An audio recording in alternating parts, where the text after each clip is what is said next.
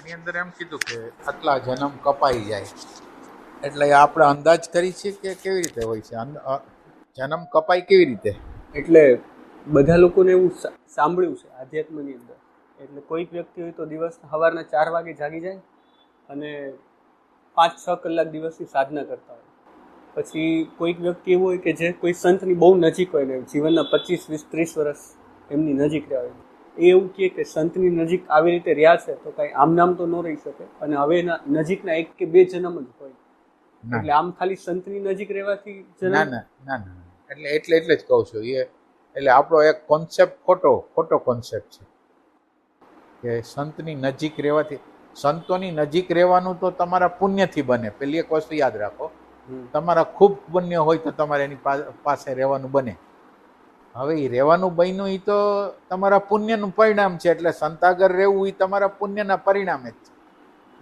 હવે બીજી વસ્તુ છે કે હવે જન્મ કેવી રીતે કપાશે કેવી? એમ કે એની હારે રિયા એટલે જન્મ આટલા કપાઈ જશે કેવી રીતે? ના, એટલે લોજિકલ જોઈ ને. હા, એટલે એ જ તે. આમ ખાલી સંતની નજીક રહેવું એ તો પુણ્ય બરાબર, બાકી પુરુષાર્થ વગર તો જન્મ, મારી યાત્રા હું કરું પોતે જ, તો જ મારા જન્મો કપાઈ શકે ને ભગવાન. ના, એટલે અત્યારે તમને એને સમજાવવાની ટ્રાય કરું કે તમે પહેલા જે હતા તમને કઈ ખબર ન પડતી, અત્યારે તમને ખબર પડે છે ને ક્યાં ટોનથી બીજા લોકો બોલે છે, કેમ બોલે છે. તો હવે આ તો તમારું દર્શન છે કે બીજાનું છે? આ મારું દર્શન. હવે આ પરિણામ તો સત્સંગનું જ છે ને. હા. અચ્છા, જો તમે આમાં થોડીક મહેનત કરી અને તમે બરાબર રીતે આ જે બધા જે રીતે બોલે છે અને તમે બરાબર સમજી શકો ક્યાંથી બોલે છે, કેવી રીતે બોલે છે, એ તમે સમજી શકો, તો હવે તમે વિચાર કરો કે પહેલા તમે કોકથી પ્રભાવિત હતા. ને ઘણા લોકોથી પ્રભાવિત હતા. અત્યારે તમારો પ્રભાવ કપાઈ ગયો કે નહીં? પ્રભાવ કપાઈ ગયો. તો પ્રભાવ કપાઈ ગયો એવો એક વ્યક્તિનો નહીં, હવેની આવવા વાળી લાખો કરોડો વ્યક્તિઓ તમારા જીવનમાં આવશે, એના પ્રભાવો નહીં પડે. આ જન્મ કાપવાનું જે વસ્તુ હું જે તમને કહું છું ને, જન્મ નહીં કાપે, એ તમને અંદર જે આ સત્સંગના પ્રતાપે અને થોડાક તમારા પુરુષાર્થ દ્વારા જે અથવા તો કૃપા દ્વારા તમને અત્યારે જે દેખાવા માંડ્યું એ દેખાવા દ્વારા તમે કેટલાય દ્વારા અભિભૂત નહીં થાવ. બીજું, તમે તમારી અંદર એક ભ્રમણા હતી કે હું આવો છું, અત્યારે તમારી ભ્રમણા તો તૂટી ગઈ ને. તો હવે ભ્રમણા તૂટી ગઈ તો તમારો જન્મ, એટલે ભ્રમણાની જ ખબર નહોતી, અત્યારે ભ્રમણાની ખબર પડી ગઈ એટલે તમારા કેટલા જન્મ. હવે આ ભ્રમણાને જાણવા માટે તમે કેટલા બધા વર્ષો ગાઈડાઈ છે, હજી ખબર નથી આપણને કેટલા હજાર વર્ષ આપણે આમાં ગાઈડાય છે. તો એ અત્યારે તમે એટલે તમે એમ સમજો કે હવે તમે તમને જોઈ શકો છો એટલે કેટલા જન્મ. એટલે આ વિશ્વની અંદર તમે દ્રષ્ટિકોણ કરો, હજારો વ્યક્તિઓ હશે કે જે સાધના કરતા હશે, એમાં કોને એવી સમજ છે કે પોતે આ જગ્યાએ ભૂલ કરે છે ને એને દેખાવા માંડ્યું હોય એવું? એટલા કોણ છે? એટલે હવે જેટલું તમને દેખાય છે એટલા તમારા જન્મ કપાઈ ગયા. હવે તમને આના પછી 50,000 વર્ષ પછી તમને ખબર પડવાની હતી કે મારો આ દોષ છે, તો 50,000 વર્ષ તમારો જન્મ થાત અને હવે તમારો જન્મ નહીં થાય. એટલે સંતે જે દ્રષ્ટિ આપી છે, એની તમને કૃપા થઈ છે, તમને દેખાવા માંડ્યું છે, એના દ્વારા તમારા જન્મ કપાશે. એટલે ખાલી સંતોના સત્સંગથી નહીં, સત્સંગ તમારા જીવનની અંદર અત્યારે એપ્લાય કઈ રીતે થઈ ગઈ છે, એટલે એની અંદર મદદ મળે કે તમને શ્રદ્ધા હોય ને. શ્રદ્ધાનો અર્થ એવો છે કે તમે, એટલે આ જે ઉર્જા હોય ને, પરાની જે ઉર્જા હોય ને એ સેન્સિટિવ હોય. હવે તમે માનો કે ભલે મને ખબર નથી પણ તમે મારા માટે અશ્રદ્ધા કરી ને, એટલે મારું જ્ઞાન તમારી અંદર આવે જ નહીં. એની અંદર ઇન્ટેલિજન્સ છે કે આ વ્યક્તિ આના પ્રત્યે ભાવ નથી, શ્રદ્ધા નથી. એટલે હવે આ જે પરાવાણી જે તમારી અંદર જવાની હતી તમારામાં નહીં, તમારી અંદર એપ્લાય નહીં થાય, જાશે નહીં. એટલે ઈ એનર્જી છે એ સેન્સિટિવ છે, ઈ સેન્સથી છે. એટલે જન્મ ન થવાનું કારણ તમને ઘણું દેખાવા માંડ્યું, કેટલા પ્રભાવમાંથી નીકળી ગયા, અનંત પ્રભાવમાંથી નીકળી ગયા, અનંત ભ્રમણાઓમાંથી નીકળી ગયા તમે અત્યારે જ એમ. એટલે ઈ સેન્સ છે. ખાલી સંતોની હાજરી થઈ ગઈ એટલું નહીં, એના સિવાય તમે તમારા આંખથી તમને દેખાવા માંડ્યું. એટલે એમાં શું થાય, બે વસ્તુ થાય. એક સત્સંગ કરો છો અને અત્યારે તમને એક્સ્ટ્રા તમને ઉર્જા મળે છે, એના દ્વારા તમે વધારે જોઈ શકો અત્યારે. અને તમારો થોડોક પુરુષાર્થ હોય અથવા તો કૃપાનું પરિણામ હોય તો તમને અત્યારે દેખાવા માંડે. અને આ દેખાવા માંડવા દ્વારા તમારા હજારો જન્મ. એનો મતલબ એમ છે કે ભગવાન સંત જીવનમાં જ્યારે આવે ત્યારે એ સમયે એમના ઉપર શ્રદ્ધાનો જન્મ થવો બહુ અગત્યની વસ્તુ. ના, એટલે શ્રદ્ધાનો જન્મ પ્લસ એ જે કહે છે અને એ જગ્યાએ જે જગ્યાએ આવવાનું કહે છે એ જગ્યા માટેનો પ્રયાસ તમારો. એટલે પહેલા નંબર ઉપર શ્રદ્ધાનો જન્મ થવો, બીજા નંબર ઉપર એ જે કહે છે એને ખરેખર એપ્લાય કરવાનું, એપ્લાય કરે. અને આ બે વસ્તુ ભેગી થાય તો ત્યારે જન્મ કપાવાનો. બાકી ખાલી એમની નજીક રહેવાથી અને તમે એટલે એવી ભ્રમણા કોઈ ન કરવી જોઈએ કે આ સંતની હાજરી થઈ એટલે વાત પૂરી થઈ જશે અને એના દ્વારા જન્મ કપાઈ જશે, એમ નહીં થાય. સંતની હાજરી અથવા સંતનો સત્સંગ છે એ તમારી અંદર બીજ નાખી શકે. બીજ પણ તમે વિચાર કરો, બીજ તો તમારી આગળ હોય પણ તમે બીજને પાણી ન પતાવો તો બરાબર, તો બીજ એને નાખ્યા છે. હવે આ બીજ જ્યારે તમે પાણી પાવાનું ચાલુ કરશો એટલે એપ્લાય કરવાનું ચાલુ કરશો ત્યારે એ કાર્યરત થશે. બાકી પહેલા તો કાર્યરત થવાનું નથી, તો તમારા હજારો જન્મ ક્યાં કપાણા?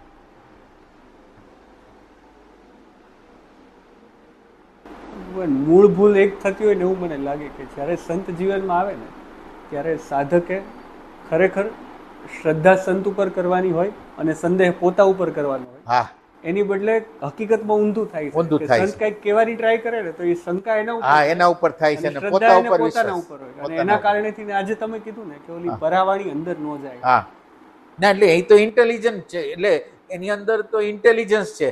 એ સમજી જાય કે આની અંદર અશ્રદ્ધા છે એટલે જાય જ નહીં. જો આ ગમે એમ કરીને જોઈ બદલાઈ જાય કે એને પોતાના ઉપર સંદેહ થાય. અને આની અંદર પાછું બને કેવું કે દાખલા તરીકે સંતની હાજરી છે તો તમારી અંદર એક પ્રકાશ વધી જાય જોવાનો. બરાબર, હવે જોવાનો પ્રકાશ વધી જાય એમાં તમારો ઈગો મોટો થઈ જાય કે મને આ દેખાય છે, મને આ દેખાય છે, મને ના. એટલે અમે આ જોયું છે ઘણા લોકોની અંદર કે સંતોનો છે એની હાજરી હતી એટલે એની અંદર જુદું ઘણું દેખાવા માંડ્યું.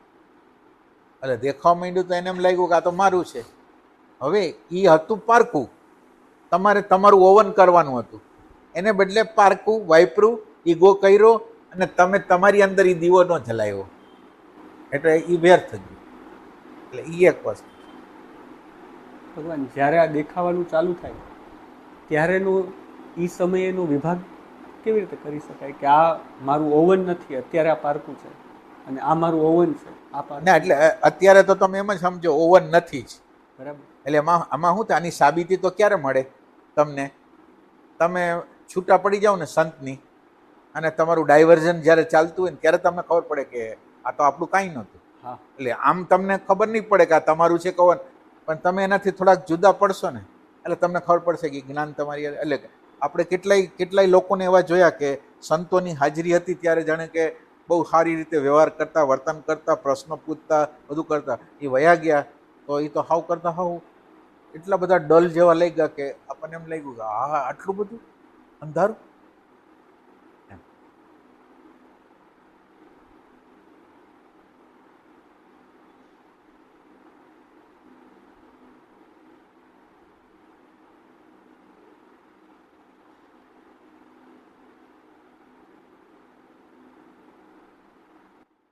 ડાયવર્ઝન જે આવે ભગવાનની જીવનમાં પરિસ્થિતિ રૂપે જ આવતો હશે કે ના? ડાયવર્ઝન તમારું ચેક કરવા માટે આવે તમને પ્યાસ છે કે નહીં. કોઈ પણ ડાયવર્ઝન કુદરતે પેદા કર્યા છે એવી રીતે પેદા કર્યા છે. પછી ચાહે ભૌતિક જગત હોય કે ચાહે આધ્યાત્મિક જગત હોય, તમારું લક્ષ્ય બરાબર છે કે નહીં તો એ ચેક કરતા હોય. તમારે જ્યાં જવું છે ત્યાં જ જવા માગો છો એટલે એ ડાયવર્ઝન આપે અને તમે જો ડાયવર્ઝનમાં ન જાઓ તો તમે એટલે એનો અર્થ એટલો થયો કે તમારી આગળ તમારો હેતુ, તમારી અંદર જે હેતુ છે એને તમે ચોંટી રહ્યો છો કે હેતુને ચોંટી નથી રહેતા. અને જો એમાં હેતુને યારે જોડાયેલા રહ્યા તો તમને ખબર પડી જાય કે અત્યારે ડાયવર્ઝન હાલે છે. અત્યારે ડાયવર્ઝન હાલે છે, અત્યારે આપણે કોઈને કોઈ રીતે આપણે જોડાયેલા રહેશું. સત્સંગનો માધ્યમ છે, ચાહે સાંભળવા દ્વારા, ચાહે આપણે કરીએ ગીતો કરવા દ્વારા, એ રીતે, અથવા સંતોના સંઘ દ્વારા, કોઈ પણ.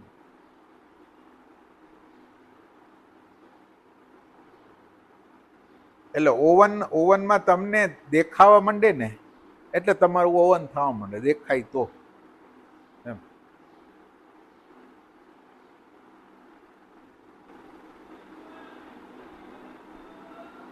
સંતો તો એક બાજુ રહ્યા, પણ તમે જ્યારે તમારો દીવો પ્રગટાવી દો ને, તમારો દીવો પ્રગટાવી દો એના પછી ડાયવર્ઝનની શક્યતા.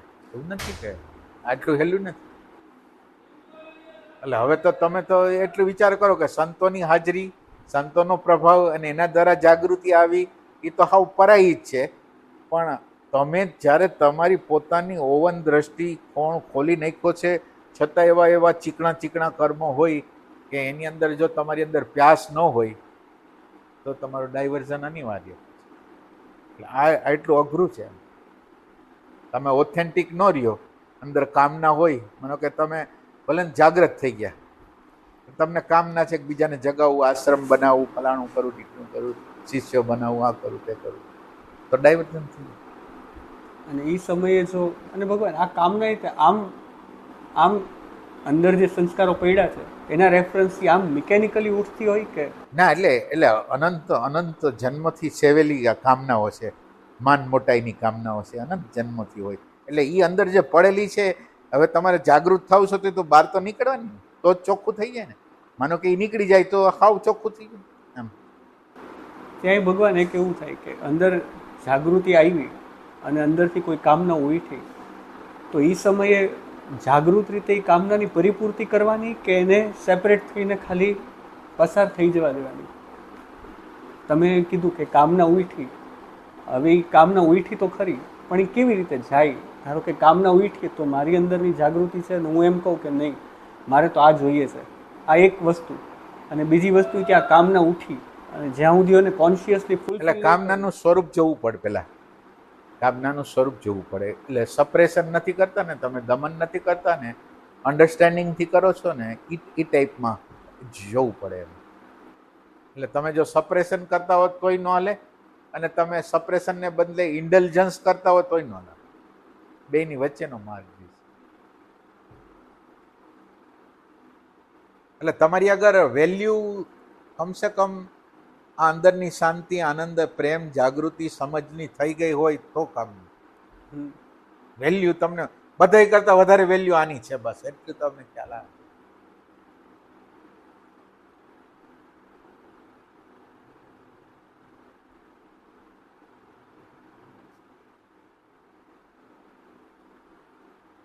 માનો કે અત્યારે તમને આ દેખાવા માંડ્યું કે એ બધું એ કુદરતની મદદ છે. અત્યારે ગુરજીએફમાં એને 3, 6 અને 9નો એક હોય છે. એમાં 3ની જગ્યા જે છે, એ 3ની જગ્યાએ કૃપાનું તત્વ છે. એ તમને સંત આગળ ભેટો કરાવી દે, સત્સંગ કરાવી દે, એ બધું કરવાનું કામ 3 નંબરની વસ્તુ છે. એટલે એ ભગવાનથી છે, કુદરતથી છે, અસ્તિત્વથી છે. હવે પછી તમારી દ્રષ્ટિ તમે બનાવો છો, તમારી દ્રષ્ટિ પ્રગટ કરો છો કે નહીં, એ વસ્તુ.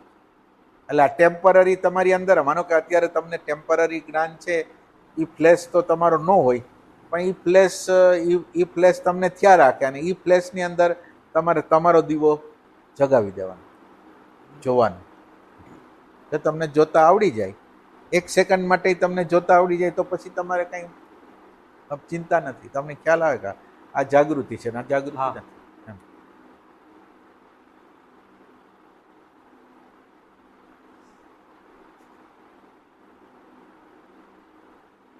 તમે પેલા જે લોકોને હવે સાંભળતા, સંતોને બધાને જેને સાંભળતા હો, ત્યારે તમને તમારી ખબર નહોતી ને એની ખબર નહોતી, એટલે તમે પ્રભાવિત થઈ જાઓ. અત્યારે તમને તમારી ખબર છે અને તમે સાંભળો ત્યારે એના ટોનની અંદર શું શું છે, હવે તમે ગમે એને સાંભળશો તો તમને ખ્યાલ આવી જશે આ કઈ જગ્યાએથી બોલે છે. એના ઇન્ટેન્શન ખબર પડી. એ આમ વાત ભલે આજુબાજુથી ગમે ત્યાંથી કરતા હોય પણ મૂળ વાત લઈને કઈ વસ્તુ કહેવા માંગે છે હા. ને એ અહેસાસ થાય કે હા. ઠીક આ માધ્યમથી મૂળ અહીંયા ની પાછળ ત્યાં પહોંચે હા એ વેરીફાઈ બરાબર. ખબર જ હોય કે હમણાં આમ કરતા કરતા કરતા આ જગ્યાએ આ આવશે જગ્યાએ આવશે. અને એ આવે બરાબર. એટલે પહેલા જે ખોટા પ્રભાવો પડતા હતા ને, અને હવે તમને જ વિચાર કરો કોક સંતનો ખોટો પ્રભાવ પડે ને તમે ખેંચાઈ જાઓ, એ તમારું એક્સપ્લોઇટેશન કરે, તમારા ઘણા વર્ષ વયા જાય, તો એ તો કેટલા વર્ષ તમારા બચી ગયા. એટલે હવે તમે વિચાર કરો કે તમને તમારા ટાઈમ કેટલી જગ્યાએ જવાના હતા આ પ્રભાવને લીધે. ખોટા માણસો આરે કેટલા વર્ષો વયા જાય આપણા. અને જેમ ખબર પડતી જાય ને એમ જ એટલી ખબર પડે છે કે આમાં કેટલી બધી વસ્તુ એવી હતી કે જે ખાવ કારણ વગરની કારણ કોઈ જરૂર નથી. પહેલા ભગવાન જ્યારે સાંભળતા ને ત્યારે કોઈ પણ વસ્તુને બુદ્ધિથી બદલવાના સંકલ્પો કરતા કે હવે આમ નથી કરવું, પણ એનામાં તો કોઈ જ્યાં સુધી એ અન્ડરસ્ટેન્ડિંગ ન આવે ત્યાં સુધી તો આ વસ્તુ બરાબર.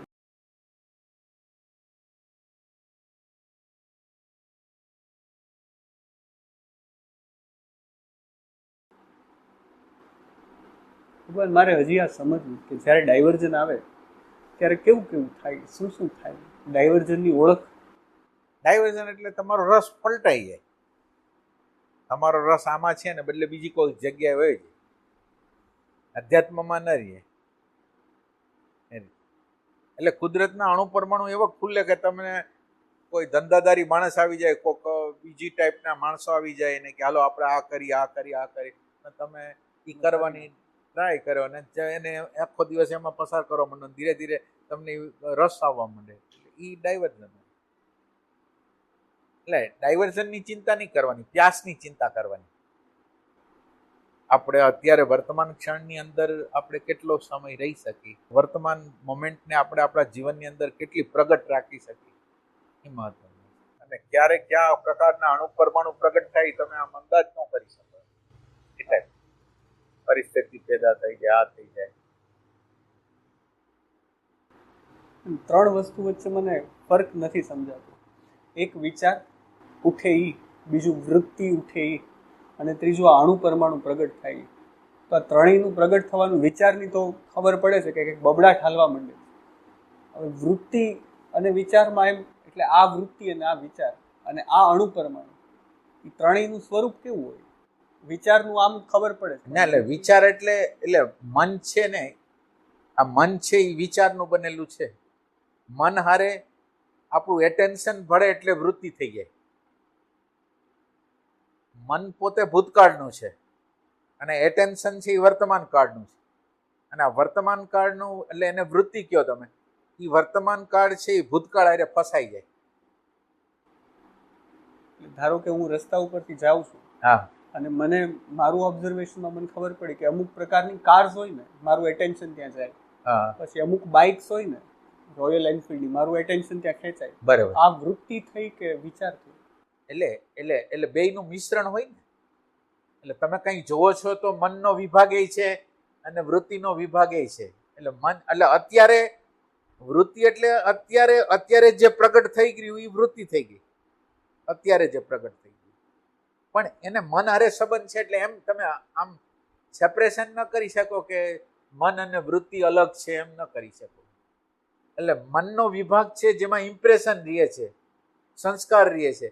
એટલે એ સંસ્કારો ઉઠે છે, એની હારે જ્યારે આ ક્ષણે જોડાઈ ગઈ એટલે વૃત્તિ બની ગઈ. એટલે હું જોડાઈ નહીં કરું તો વૃત્તિ બની. એટલે જો સ્થૂળ કર્મમાં પરિણમે તો વૃત્તિ ઉઠી અને એને કામ કરાવી.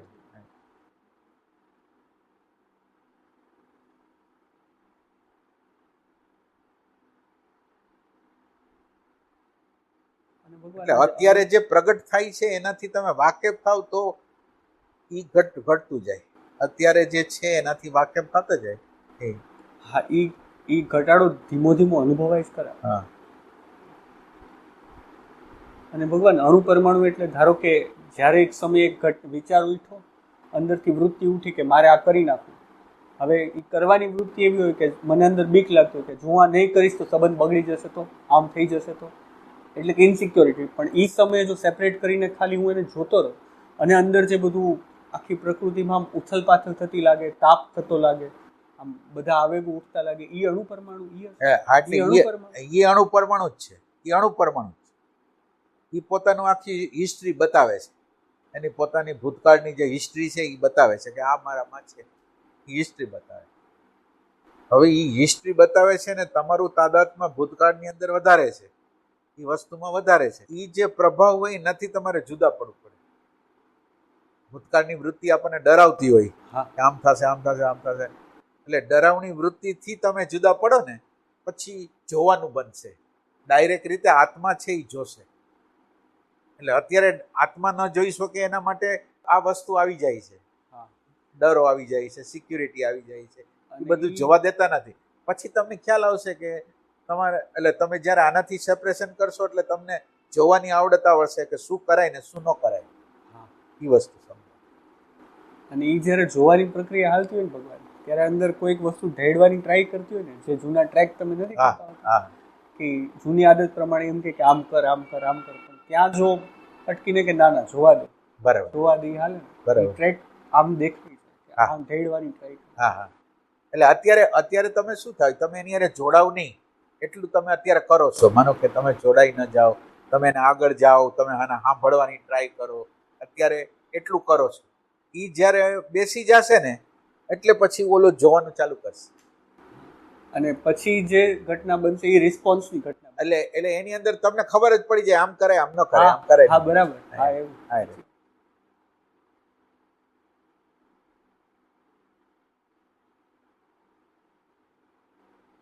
સંબંધો કે બધી વસ્તુ બગડવાનું કારણ છે આપણા અણુ પરમાણુ છે.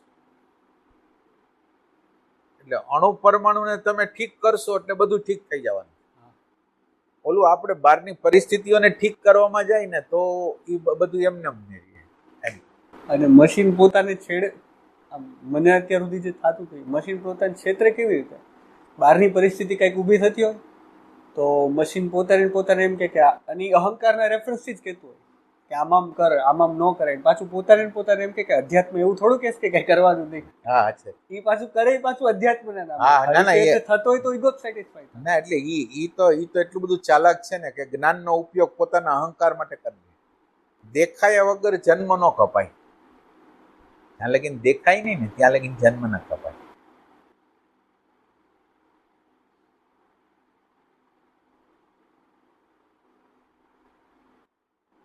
ભગવાન આમ તો આપણે અણુ પ્રમાણનું જે દેખાય છે, આમ ડાયરેક્ટ એના ઉપર ધારો કે આપણે કાઢી એમ તો કામ ન કરી શકીએ. ધારો કે આપણા હાથમાં તો ખાલી જોવાનું અને સમજવાનું. ના પણ જોવું સમજવું એટલે કેવું, એટલે તમે જોવા સમજવાને નાનું ન સમજો. એ જોવાની તો જોવાનું એટલે એક સેકન્ડની અંદર એ અનંત વસ્તુ જોઈ શકે એટલી તાકાત છે જોનારની અંદર. જોવા સિવાય આમાં બીજું કંઈ છે જ નહીં. ખાલી જોવાનું, જોવા દ્વારા જ અન્ડરસ્ટેન્ડિંગ થવાની. હા, બીજું કોઈ દ્વારા થવાની. અને જેમ જેમ અન્ડરસ્ટેન્ડિંગ થતી જાય એમ બસ એને કાઢવાના કોઈ બીજા પ્રયાસ કાઢવાનો પ્રયાસ કરો એટલે જાય જ નહીં. સમજ તમારી આગળ એક દીવો, વર્તમાનનો દીવો તમારી આગળ હાથમાં રાખો ને એટલે એ બધી વસ્તુ જાણી જાય.